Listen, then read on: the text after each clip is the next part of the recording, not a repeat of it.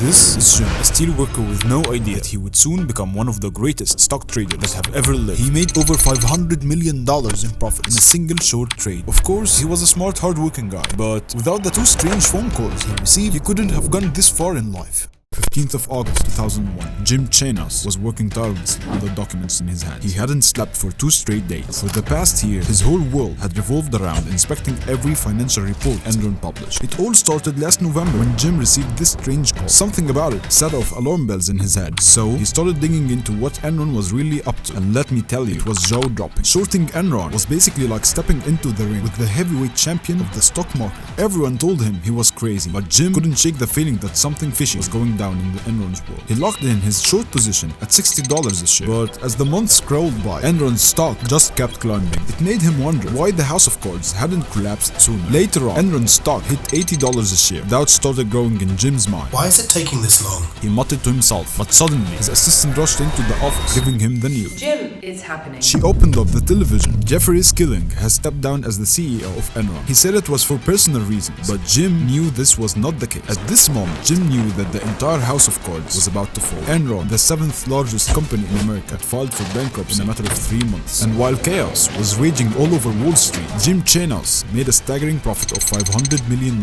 from this short trade. He bet against Wall Street and won. But how exactly did he knew this was going to happen? And what did the guy on the phone call tell him?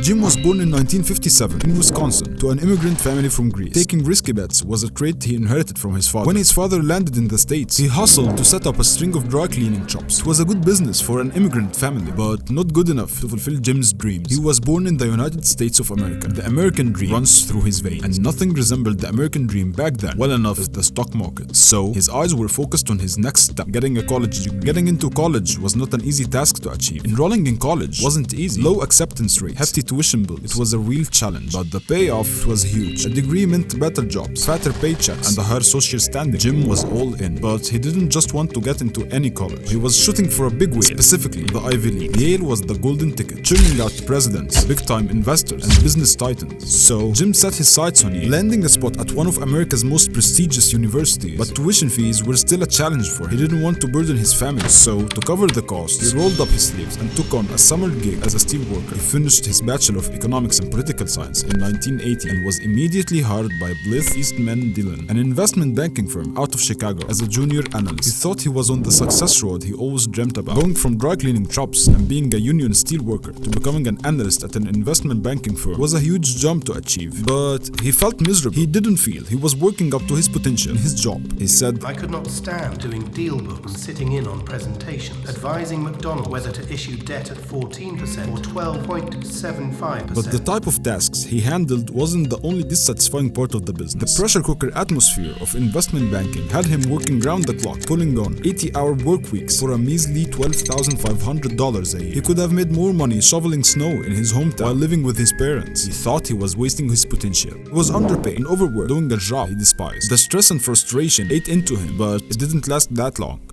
The year after that, 3 partners left the investment banking firm and founded Guilford Securities, and Jim was on their hunt list. He joined in as a general securities analyst, and finally, he got to be in the place he had always dreamt of working in, the stock market. Jim was given the task of analyzing the stock of Baldwin United Corp. The partners at Guilford wanted to know whether or not Baldwin was a good investment for their clients. His first assignment, analyzing Baldwin United Corp's stock. The Guilford partners wanted a final clear answer. Was Baldwin a golden opportunity for their clients? This was the first task handed to Jim. He had to prove himself to the senior partners. So Jim threw himself at the task, trying to know every detail about the business. But there seems to be a lot of missing puzzle. Jim went and studied all of Baldwin's released financial reports, trying to answer only one question. How did the company make money? He couldn't find a clear answer to this question. He went on a calling streak, trying to reach everyone he suspected to know the real answer. But nobody seems to have a clue on the subject. As long as Baldwin's stock was up and rising, they didn't care to ask such questions. Jim was starting to lose hope. He was given only one task to do well, yet till now he has been failing miserably. One night he was working late in the office. The stress showed clearly on his face. His clothes were wrinkled, suggesting he was actively working all day with no rest. Suddenly the phone on his desk rang. He picked it up, curious about the unexpected interruption. Is this Jim Chanos? You are the guy asking all the questions about Baldwin United. Yes, who is this? It's not important who this is. The caller opened Jim's eyes to the public files of correspondence between Baldwin and the state insurance regulators in Arkansas. The files turned out out to be a goldmine for Jim. This was more than what he asked for. The regulators had recently discovered that Baldwin was improperly using insurance reserve to finance its acquisition, and all of this was stated inside the file. Chanos jumped immediately to write his stock report. He boiled it down to only one sentence: sell Baldwin and sell it short. Guilford clients went and immediately started shorting Baldwin based on the advice they paid money to receive. Shorting Baldwin was a strange move only bold people would take. Baldwin was the darling of Wall Street at the time, and unlucky for Jim, his report was released in mid-August 1982, the starting date of one of the longest bull markets in the entire history of Wall Street.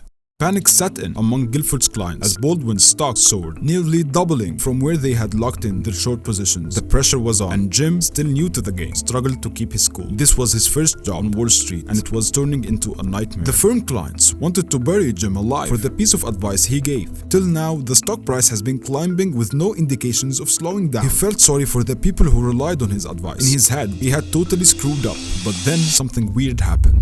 It's Christmas time again. On Christmas Eve, he received a call from a partner in Chicago. It's happening. Arkansas had just seized the assets of Baldwin United. It was as if dear Santa had granted him the wish he had been silently praying for. The collapse of Baldwin United marked the biggest bankruptcy in American history at the time. Jim went from being on the verge of getting fired to the Wall Street legend, the guy who saw it coming. After this incident, Jim knew he had a thing for short selling. He likes being the detective, the watchdog that starts digging as soon as he finds something questionable. He left Guilford and founded his company, Kikos, in 1985. It was an ancient Greek word that means dog-like, and boy did Kikos grow. It became the world's top dog in exclusively short-selling investment firms. One day, Jim was sitting in his office when he received a strange call. The caller was his friend, who was a money manager in Dallas. Jim answered the call. Have you seen the Heard on the Street column by Jonathan Weil in the Texas edition of the Wall Street Journal? I had not. I will fax it to you. Jim waited anxiously for the fax to come through. When he finally got his hands on it and read Jonathan Will's column, his heart sank. It wasn't good news at all. It turned out that Enron and other energy merchant banks had got the green light from the SEC to use a fancy-sounding method called mark-to-model accounting. Now, this made the wise old accounting professors shake in their boots. Why? Because there wasn't a clear marketplace for the stuff these banks were trading. Things like electricity and other weird derivatives that Enron and Dynegy were trading. You see, in the wrong hands, mark-to-model accounting could be a recipe for a financial disaster. Using this model, any firm could record future profits of a particular project or a deal in its current financial state. As a result, Enron management was incentivized to overestimate how much a project would earn in the future. They would later record it as a profit of the current fiscal year. This would get them an overinflated net profit that sounded good on paper. Jim started to dig deep into Enron's annual and quarter reports of 1999. And boy, he found what he was looking for. Enron disclosed that the company was doing business with offshore entities. The entities were run by no one other than Enron's executive management. A massive conflict of interest that everybody seems to be okay with. But this was not the thing that grabbed Jim's interest the most. Jim discovered that Enron's losses weren't recorded as a loss in the first place. It was written as discontinued operations. So basically, Enron was overinflating its revenue using the mark-to-model accounting and minimizing the losses using the discontinued operations stream. The result is fake inflated net profit that grew every year to consistently exceed Wall Street expectations. Adding to that, when Jim dug a little deeper, he found that Enron had a pre-tax earning just above 6%. This was a lot lower than the value of the firm's bonds traded in the market, meaning that Enron wasn't earning its cost of capital in the first place. Whether it's the data he found on paper or the massive insider selling that happened in 2000, he had seen enough red flags to take action and proceed with his plan. In November of 2000, Jim decided to short the stock. Shorting a blue chip stock like Enron at the time was a crazy deal. Enron was the Wall Street darling, the company that always exceeded the expectations of Wall Street managers. From the outside, Enron looked like a fortress that was well built and almost impossible to break into, but from the inside, it was a burning hell, and the management team didn't know what to do. But in April 2001, the cracks started to spread in the Enron fortress. You're the only financial institution that can't produce a balance sheet or a cash flow statement with their earnings. Well, thank you very much. We appreciate it. Appreciate it. Asshole.